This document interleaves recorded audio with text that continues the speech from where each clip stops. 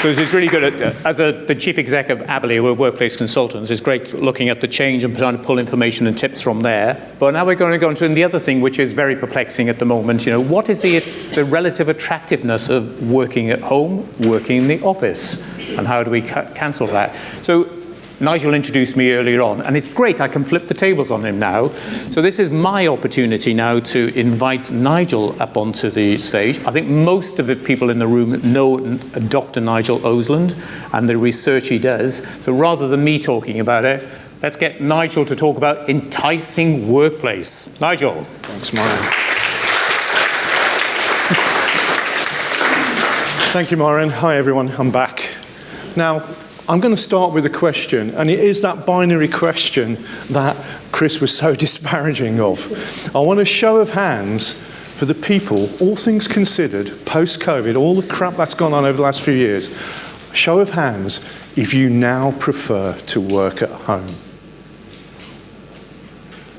Yeah, okay. And a show of hands if you prefer to work in the office. Oh, actually, a little bit higher. Okay. And did anyone abstain, or it's a mix? Yeah, a few people. So we asked this question to a group of people. I carried out some research on behalf of, or in partnership with Herman Miller, MillerKnoll now, and Workplace Trends itself. And we asked a group of people.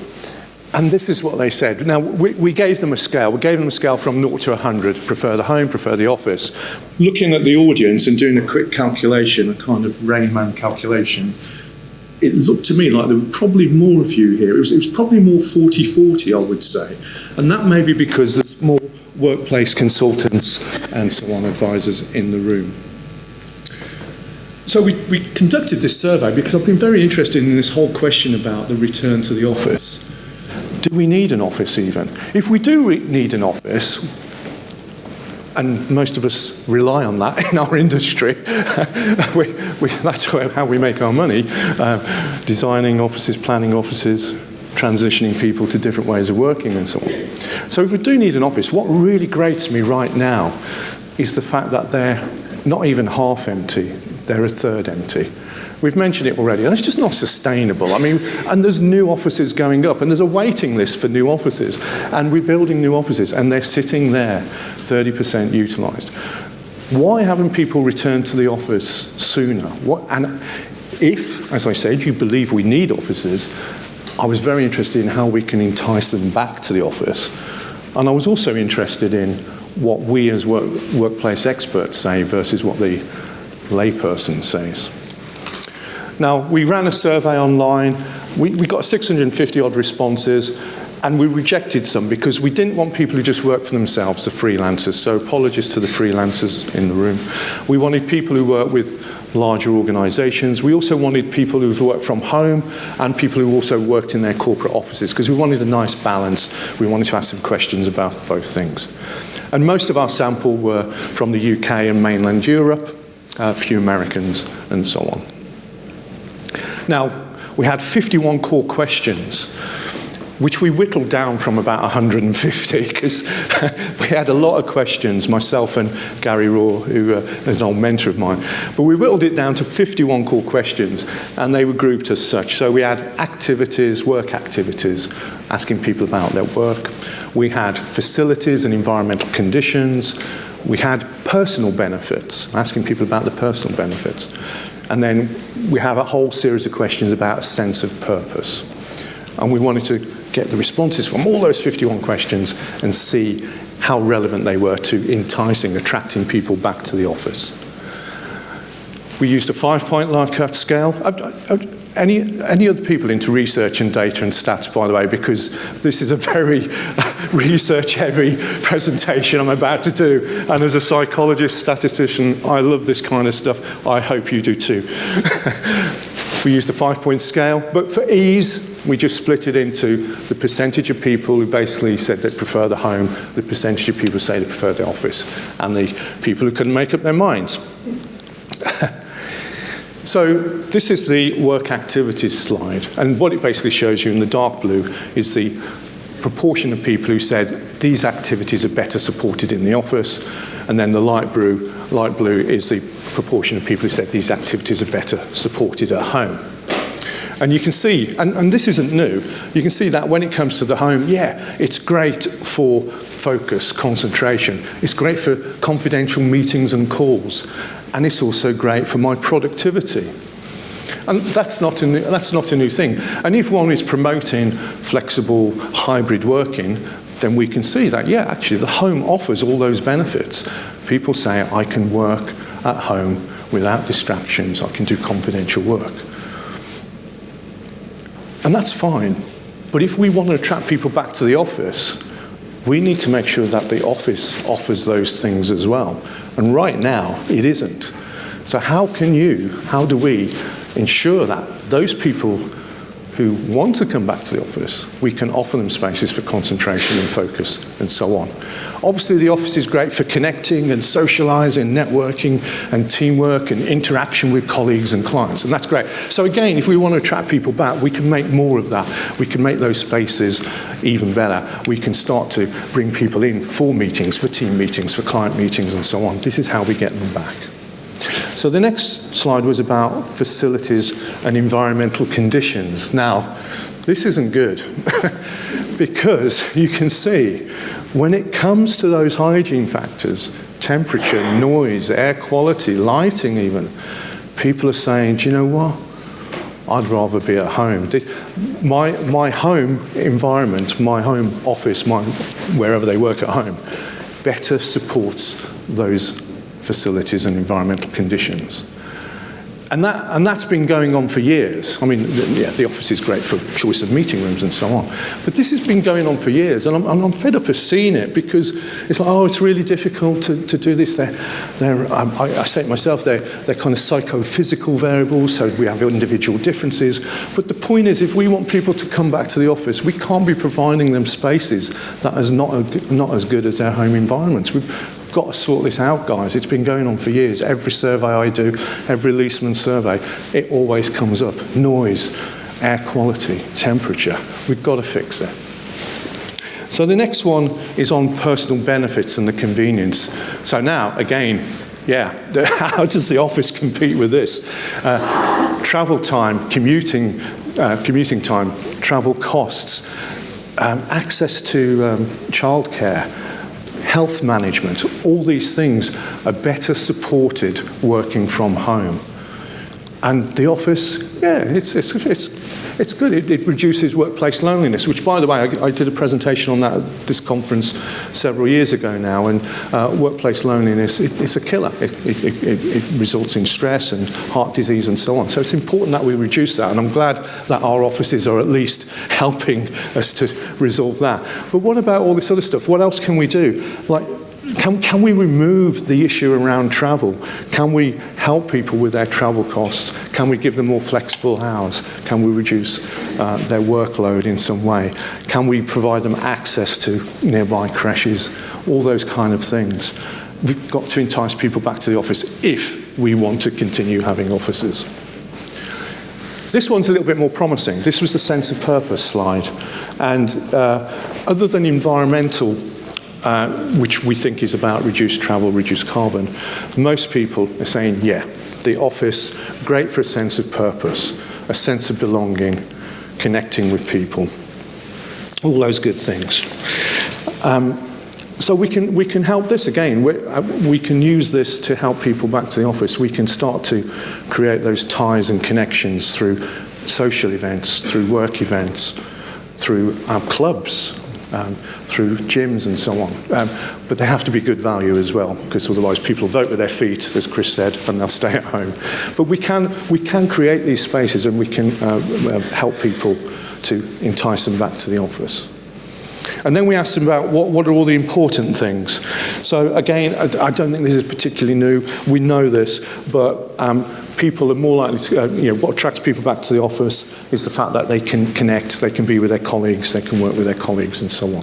But what detracts them, what discourages them from coming back to the office is all the things I've said: travel, lack of spaces for concentration. We've really got to fix this. Not everyone's got the luxury of being able to work from home in a nice space. We need to provide those spaces for people to come into the office and do focused work without distraction. So those were the overall results of the whole sample. What I want to do now is look at the people within the sample and do some breakdowns of the different types of people. All I'm going to plot in the next few slides, because they do get complicated, and I apologise for that. We'll send the slides out so you can read them in detail. I'm just going to plot the percentage of people who say these factors are better supported at home. Let's call it preference, in the office, sorry. Let's call it the preference for being in the office. So this is my first one, home working. Really statistically significant results, large differences between people who've only been working at home for less than a year versus people who've been working at home for more than 1 year. Really clear across the board. We think this is probably confounded with things like new people to the organisation, so tenure in the organisation is probably confounded with seniority as well, all those kind of things. It may be confounded with age as well, who knows. But there's a very clear distinction. So those people, if you've got people in your organisation who've not been used to home working, we've really got to focus on them and make sure that we take care of them and we provide the facilities they need in the office, as well as at home, by the way. And again, one of the confounding factors you can see here is those people with a private office at home, their own special office at home. I'm very fortunate. I work in a little log cabin at the bottom of the garden, go down there in the morning, close the door, it's wonderful, bird song, no distractions, go back to the house occasionally for a cup of tea. That's about it. So I'm quite lucky. I love working there. Other people, the people who are working on kitchen tables, no, they want to come back to the office. So how do we support those people? How do we encourage them back to the office? What is it that they need? And it is focus, concentration, it's spaces to do process work, as well as socialising and all the other stuff. So organisation, again, an interesting result for us here. You can see that the people who work for small, medium enterprises are more likely to favour coming back to the office than the people who work for the public sector. And I have some theories on this, which I'm not going to share with you today. But let's look on the positive side. I think the small, medium enterprises, that could be startups. It's about organisations where it's about the culture. It's high leadership. It's about getting people together. It's about making something new. It's about progressing and so on. It's about the culture.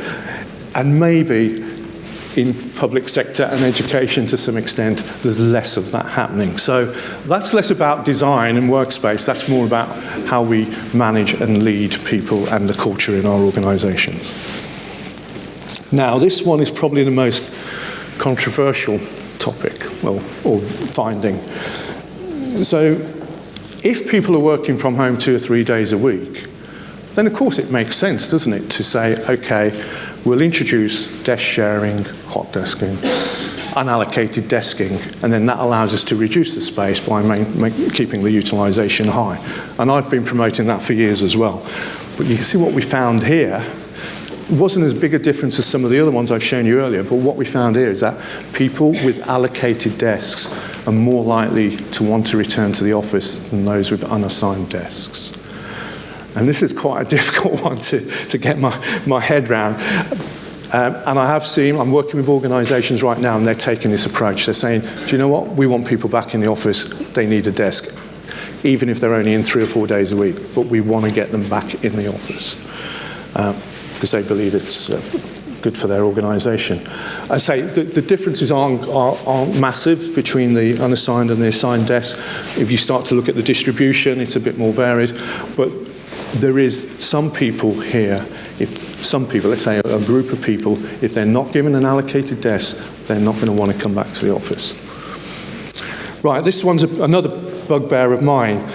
Every conference, not every paper now, but a lot of papers, many conferences, someone will talk about the generation gap and how Generation Z, millennials are quite different to us baby boomers and so on, and how we need to cater for their particular needs.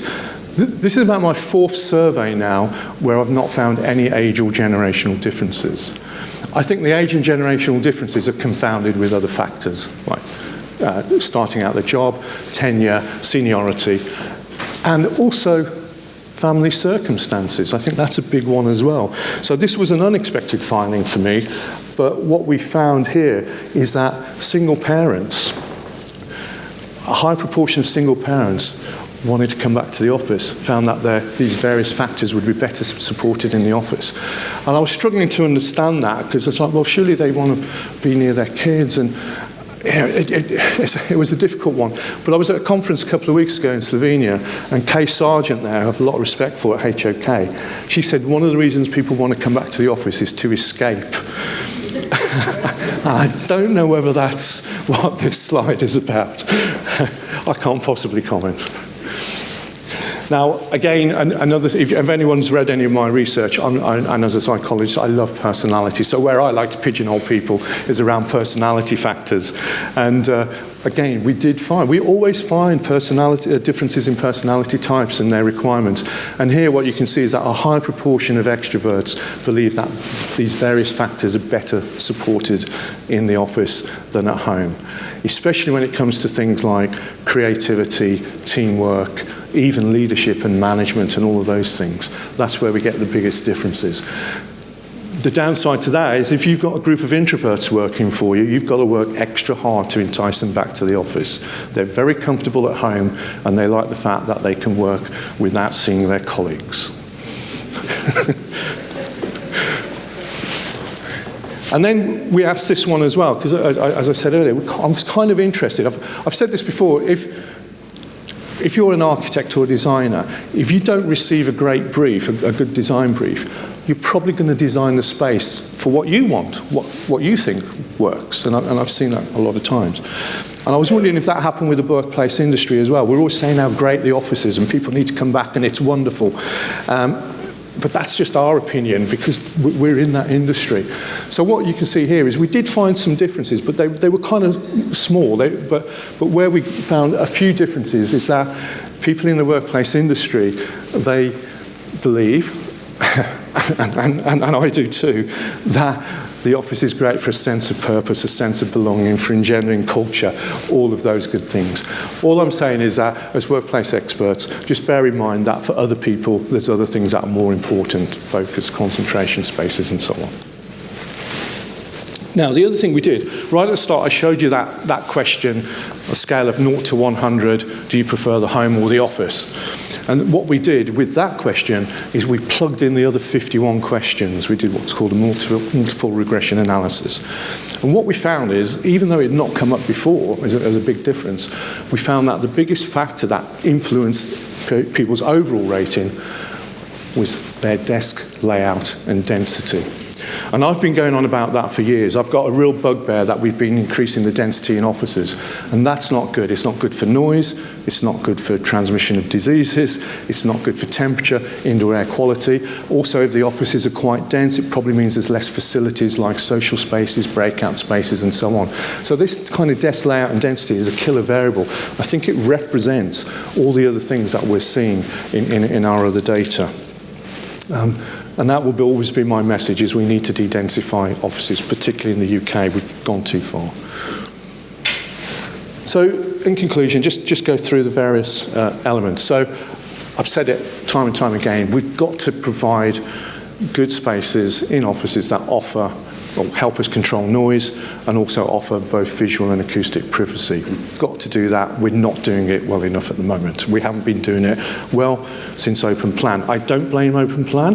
There's good Open Plan, bad Open Plan. If you read my book, The Workplace Zoo, Humanising the Office, I talk about the landscaped office, which is a kind of mix of open and enclosed spaces. And we've got to provide these spaces for focus and concentration.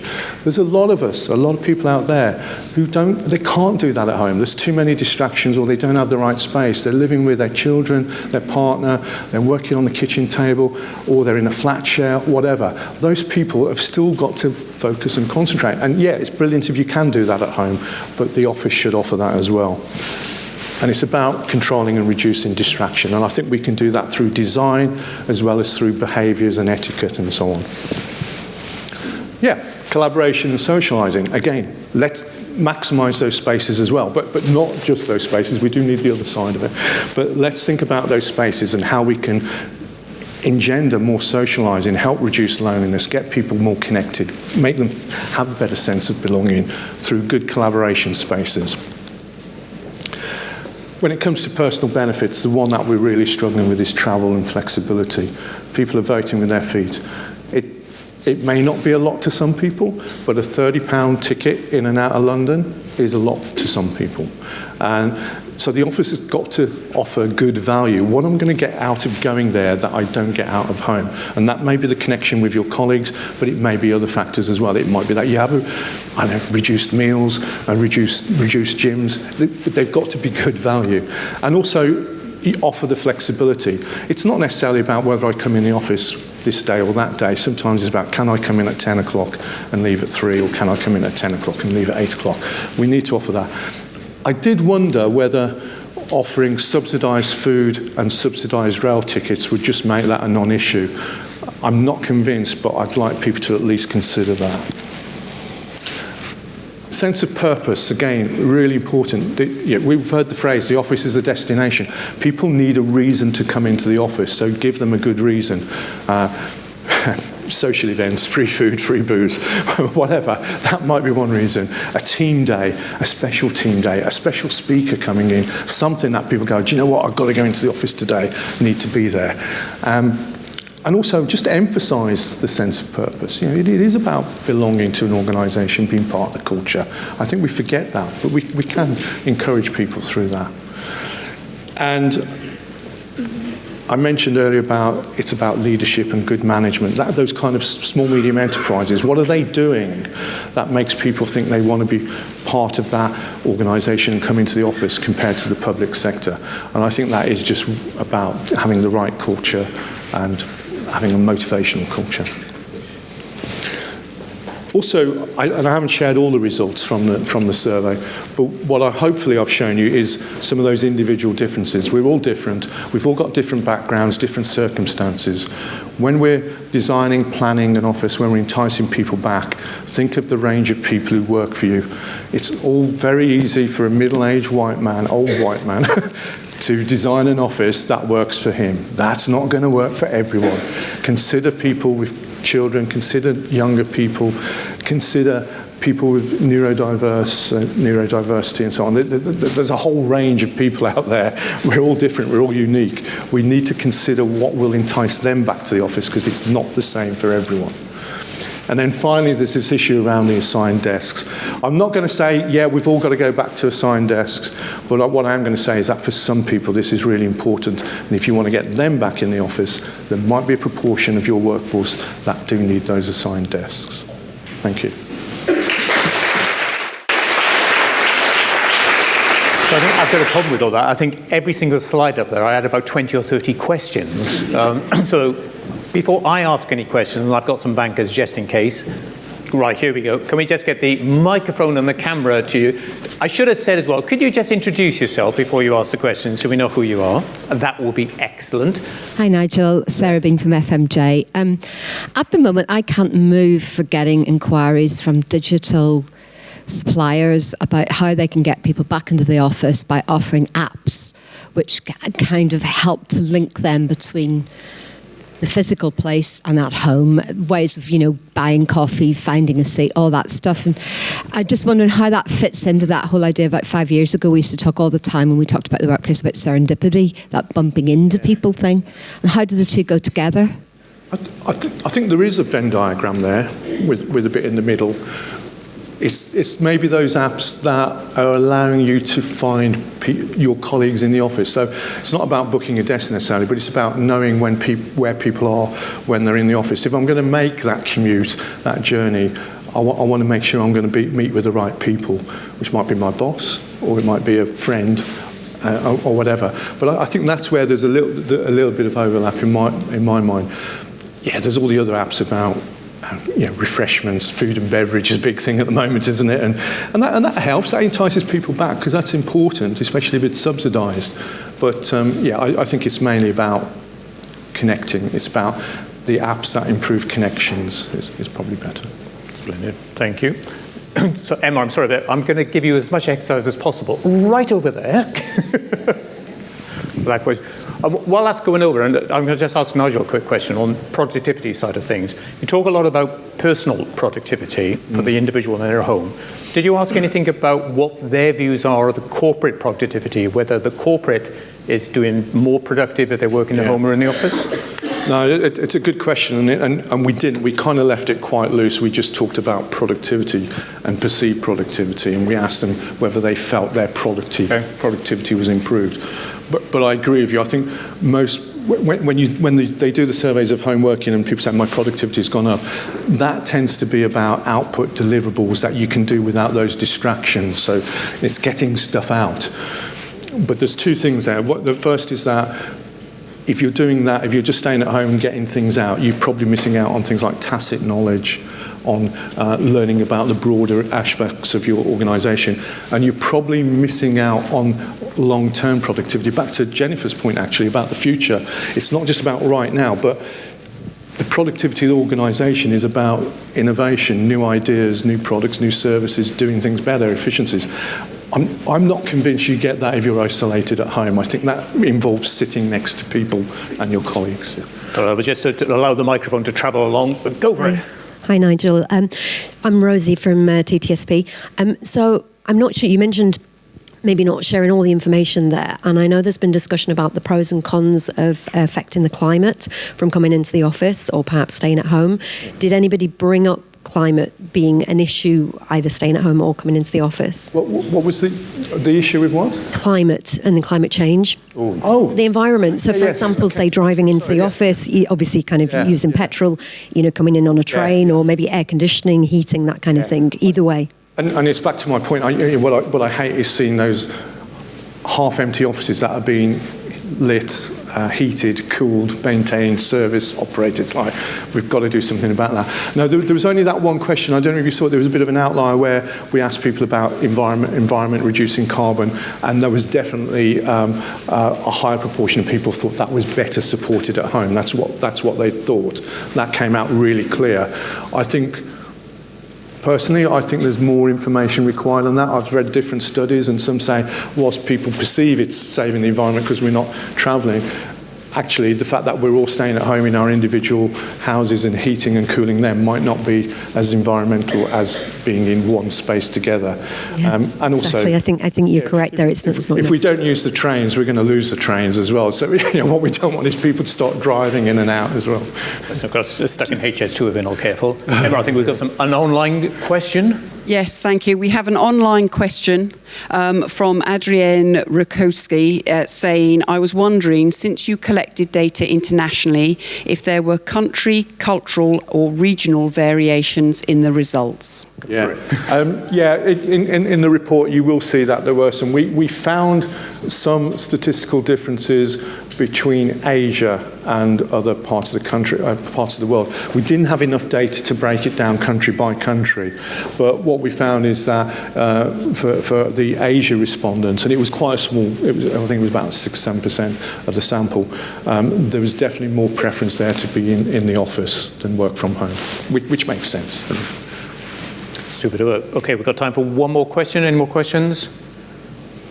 Oh, look at, don't do like that. It's too instantaneously went out. Okay, we'll take both of them. This one's closer. Please introduce yourself and get the camera on you. So I'm Helen Bryan from Turner and Townsend. So I'm just curious, Nigel, with the allocated and unallocated, were you able to break it down, the unallocated, between booking system and not booking system? Because I think you're right, it is the certainty of getting a space that's important. Yeah, no, we didn't go that far. We just had too many questions. We're trying to keep it under 15 minutes, and the first draft was about 35-minute questionnaire. But there was another question which was, I think, more related to that, about people who have private offices in their workplace versus people who are, again, hot desking or don't have an assigned, dedicated desk. And we found that people with private offices again, as you might expect, oh yeah, well, I'll come to the office. Yeah. And particularly when it came to things like perceived productivity and concentration, they were getting more of that. The people who were more peripatetic, they suffered with things like team working, meetings, mentoring, and things like that. But we didn't go into desk booking systems and so on. Okay, thank you. Hi, Nigel. Thank you for the insights. I'm really interested about the fixed desk topic, which is, you already said that you don't know exactly. But, I mean, do you think the people prefer it because they have we are humans that like to be in the sort of routine? So that we like to, to be in the same place. We like our home because it's our home and we are like. Or do you think it's more related to infrastructure? Because sometimes when I go to the office, I need to plug in and 2,300 different plugs, and the screen doesn't work, and the mouse doesn't work, and everything else. Because in terms of my work, we are looking more into flexible, let's say, lighting, which reflects the architecture, the furniture, etc. So it might be interesting to understand why do people prefer fixed desks instead of a flexible one. Yeah. Well, thank you. It could be related to that because, again, if you delve down into the data, we certainly found that when it comes to things like ergonomics and technology, people felt that was better supported in the office than at home. Although I know, fair enough, a lot of organisations are now providing people with good facilities at home as well, giving them a decent chair and workstation and so on. But I think and also we found that when it came to things like routine, work-life balance, delineating work from the home, we found that people thought that was better supported in the office as well, as you might expect. So I think it is about convenience as well. It's about hassle. I mean, we know that people don't like the time wasted commuting, and they're certainly not going to appreciate time wasted trying to find a desk or plug their monitors in and all of that. So, but I think we can resolve that. I think that's a small issue compared to some of the other issues, and I think we can help resolve that through good systems and processes and so on. But yeah, it was interesting that a group of people said, you know what, I like the routine, I like the delineation, I like to come in and know where my desk is and where my colleagues are and where my manager sits. That is important for some people. Thank you. Diego from Anglo American. Nigel, thank you for presenting. I've got a difficult question for you. Since you have access to all the research and you've done a lot of this in your career, what has been the most disparate or surprising finding from your researches? That's not 5 seconds. Go for it. Well, I just need the topic. What was... I think just drawing on today's data, right, the two things that are important is... firstly, the age thing. I'm sure there are people in this audience who think that the whole generation thing is really valid and really important. I've never found that. I've been doing this for 25 years and I've never found that to stand up compared to more important things like family life cycle and personality and things like that. So that's one thing. And then the other thing for me that was most surprising in this, and I didn't want to see it, was that whole allocated, unallocated desking. And I've had a feeling about this for a couple of years now, and also the open plan and private office. And I say I'm neither advocating allocated desking or private offices, but for some people it's really important for some roles. And I think we just have to recognise that there's a whole range of options and solutions here and stop thinking it's the same for everyone. Splendid. I'm going to stop it there because coffee is calling, or tea is calling, or water is calling. But can everybody please join me in just thanking Nigel for a really inspiring...